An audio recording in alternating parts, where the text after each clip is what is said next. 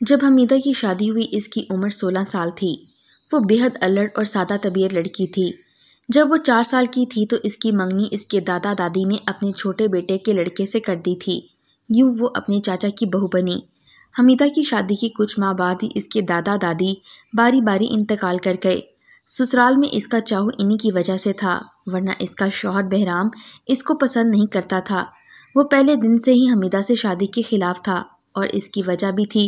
बहराम ज़्यादातर अपने ननिहाल में रहा था। इसकी बड़ी खाला बेवा थी और माँ इसको खाला की खबरगिरी के लिए बराबर वाले गांव में भेजा करती थी। खाला की लड़की समीना बहराम को पसंद थी। वह समीना को दिल से चाहता था। माँ से भी इसने कई बार कहा कि किसी तरह तुम मेरी शादी समीना से करा दो। माँ ने हमेशा यही जवाब दिया, बेटा मैं मजबूर हूँ, तुम्हारे दादा दादी ऐसा नहीं होने देंगे। हमीदा इनकी पोती है, इनके जीते जी तुम इस ख्याल को दिल से निकाल दो। ये बात दुरुस्त थी कि गांव में रिश्ते बुजुर्ग बचपन में ही तय कर दिया करते थे और इनके तय किए हुए रिश्तों को इनके बच्चे रद्द नहीं कर सकते थे। हमीदा बहराम की मांग कहलाई। अब इसकी शादी या तो बहराम से हो सकती थी या फिर मौत से। कोई दूसरा इसको ब्याने नहीं आ सकता था। बहराम की माँ जानती थी इसकी बहन की लड़की इसके घर की बहू किसी सूरत में नहीं बन सकती। इसके मैके वालों को इसके ससुराल में ऐसे ही कम लिफ्ट मिलती थी। हालांकि वो दिल से चाहती थी कि देवरानी की लड़की की बजाय इसकी बहन की बेटी इसके घर का संहार करे, लेकिन ये बात उन्होंने नहीं की।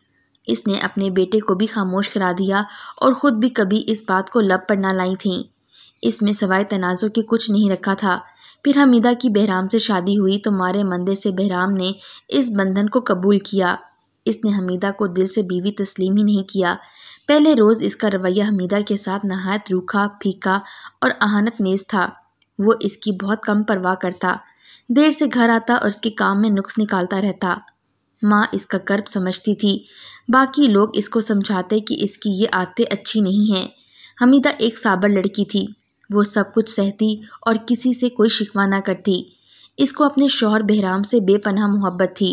वो इसकी बेरुखी को भी इसकी अनायत समझती थी। जब तक दादा दादी जिंदा रहे हमीदा की कुछ कदरों कीमत रही। सास इससे अच्छा सलूक करती रही। जो ही इनकी आंखें बंद हुईं इसके बुरे दिन आ गए। बहराम का बाप बड़ा भाई था और हमीदा का बाप छोटा था। ज़मीन का करता धरता बड़ा भाई करार पाया। लिहाजा हमीदा के मैके वाले हर लिहाज से बहराम के घर वालों से दब कर रहने पर मजबूर हो गए। अब सास ने बहू को अपने जुल्मों सितम का निशाना बना डाला। जब वो इसके बेटे की मनचाही ना थी तो फिर इसकी चहेती कैसे बन जाती। हमीदा सास की खिदमत करती मगर वो इस लड़की को किसी तरह खातिर में ना लाती थी। तमाम वक्त इसके हीले गमाजे करती रहती। देहाती घरों में बहुत काम होता है।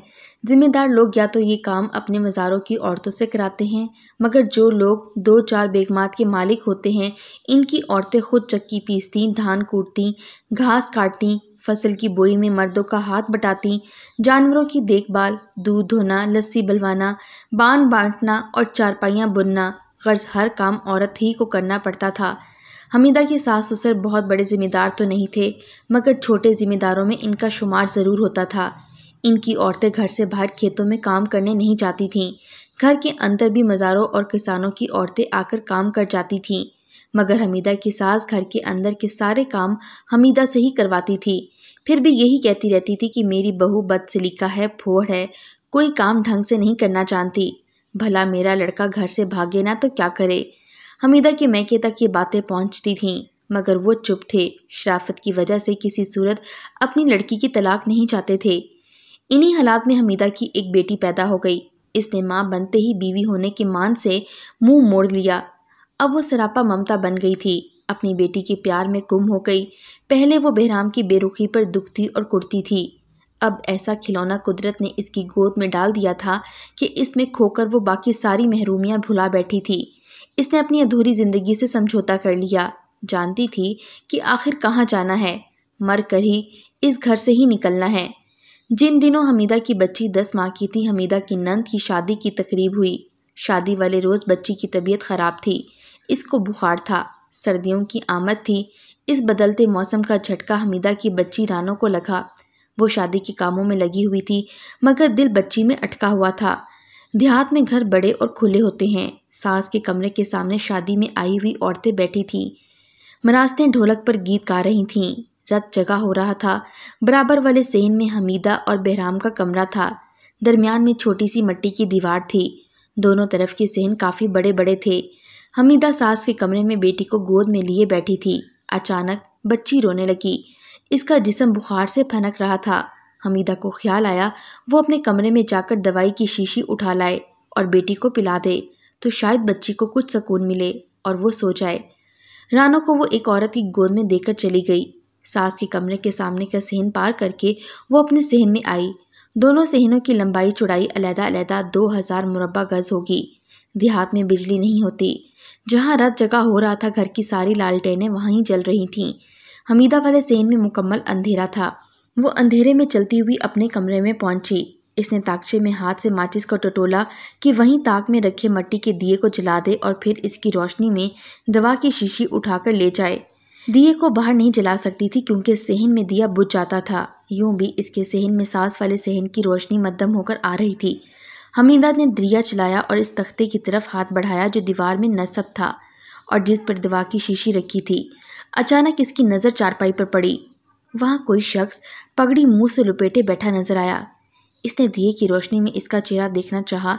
इसका यही ख्याल था कि कोई अपना ही मर्द शादी के हंगामे से थक कर यहाँ आ बैठा है।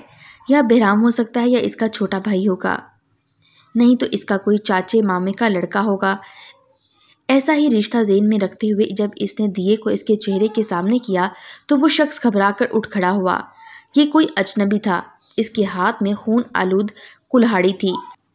इससे पहले कि हमीदा कुछ कहती वो अजनबी बोला, ए औरत चुप रह, शोर ना मचाना, मुझे पनाह दे। मुझसे अपने दुश्मन का खून हो गया है। लोग मेरे पीछे हैं। वो मेरा ताकुब कर रहे थे। मैं इनसे बचता बचाता हुआ इधर आ निकला। शादी का घर देखकर मैं यहाँ आया हूँ। अगर तुमने किसी को आवाज़ दी तो मैं पकड़ा जाऊँगा, मगर ऐसा होने से पहले मैं तुम्हें कत्ल कर डालूँगा। हमीदा जानकर ये लरज़ कर रह गई। वो बोली, ये शादी का घर है, यहाँ बहुत लोग हैं। अभी कोई ना कोई इधर ज़रूर आएगा। हर चीज़ घर की मेरे ही कमरे में रखी है। किसी को जिस शय की भी ज़रूरत हुई वो लेने आएगा और तुम पकड़े जाओगे। बेहतर है तुम यहाँ से निकल जाओ। अजनबी ने कहा कि अब मैं सामने से गुजर के वापस नहीं जा सकता। सारी बारात बाहर बैठी है। इस वक्त जब मैं इनके दरमियान में से गुजरा था तो किसी ने ध्यान नहीं दिया। वो मुझे शादी के घर का कोई मर्द समझे होंगे, मगर अब मैं सामने से निकलूँगा तो वो मेरा चेहरा ज़रूर देख लेंगे। मेरे लिए बहुत ख़तरा है। हमीदा बोली, अच्छा तुम जिधर बैठे हो तुम्हारी मर्जी, मैं तो चलती हूँ। इसने जलते हुए दिए को ताक में रख दिया और ख़ुद बाहर निकलने लगी। खौफ से उस वक्त इसकी टांगें कांप रही थीं। अभी वो दहलीज पर कदम न रख पाई थी कि अजनबी इसके पीछे आकर कहने लगा, मुझे अपने घर की पिछली दीवार बता, मैं इधर से बाहर कूद जाता हूँ, लेकिन खबरदार जो तुमने मेरा जिक्र किसी से किया। हमीदा जल्दी से कमरे से बाहर आ गई। वो मुंह से कुछ ना बोली। इसने दीवार की तरफ इशारा किया और फिर वो वहाँ से भाग पड़ी। अजनबी शख्स घर की पिछली दीवार की तरफ भागा और वहाँ से बाहर कूद गया। ये मंजर हमीदा की सास ने अपनी आंखों से देखा, क्योंकि जब रानो बहुत रोने लगी तो शादी में आई हुई उस औरत ने जिसकी गोद में हमीदा बच्ची को लिटाकर आई थी, हमीदा की सास को बुलाकर बच्ची को थमा दिया कि ये चुप नहीं हो रही। इसकी माँ दवा लेने अपने कमरे में गई है। इस बच्ची को कंधे पर डाले जब अपने सहन की तरफ आने लगी तो बीच दीवार में इसी जगह जहाँ दरमियान में दरवाजे जितनी जगह खुली हुई थी मगर दरवाज़ा ना था, वो ठहर गई।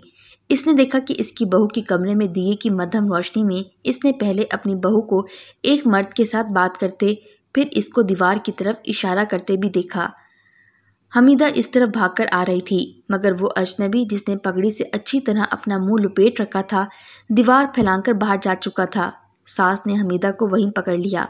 पूछने लगी, ये शख्स कौन था? कोई अपना था तो घर के दरवाजे से क्यों नहीं बाहर गया, जबकि बाहर का दरवाज़ा खुला हुआ था? ये घर की पिछली दीवार से क्यों भाग गया? ये क्या मामला है?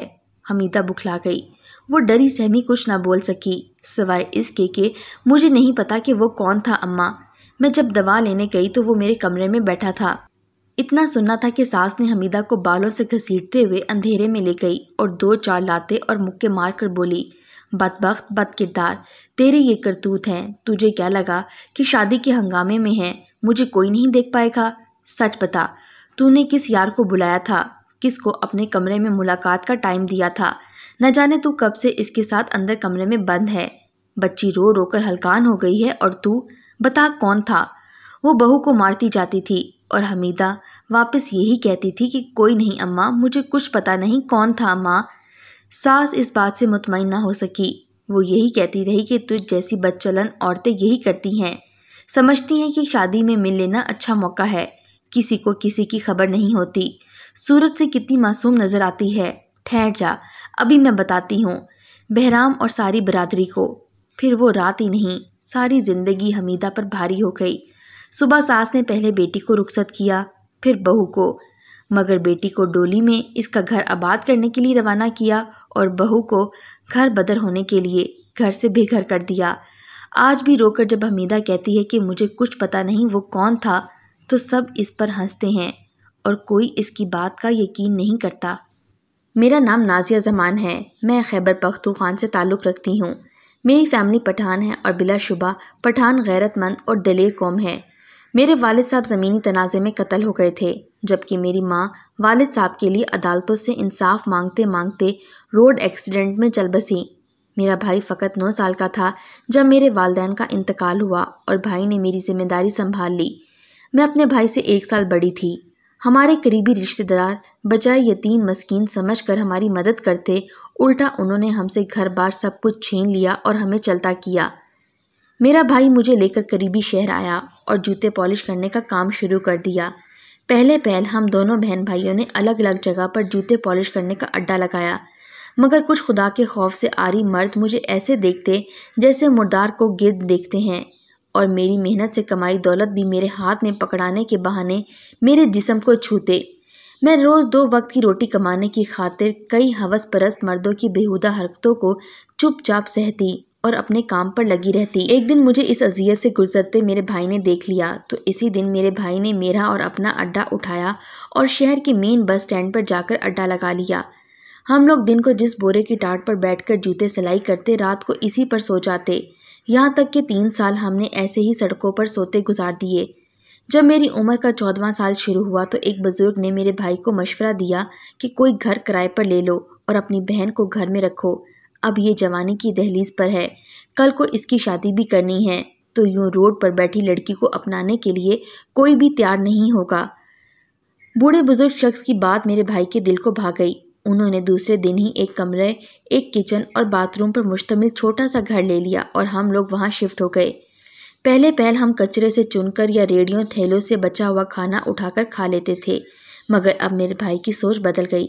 उन्होंने बजाय बाहर से बचा कुचा खाना खाने की बजाय मुझे सामान लाकर दिया और घर में खाना बनाने का कहा।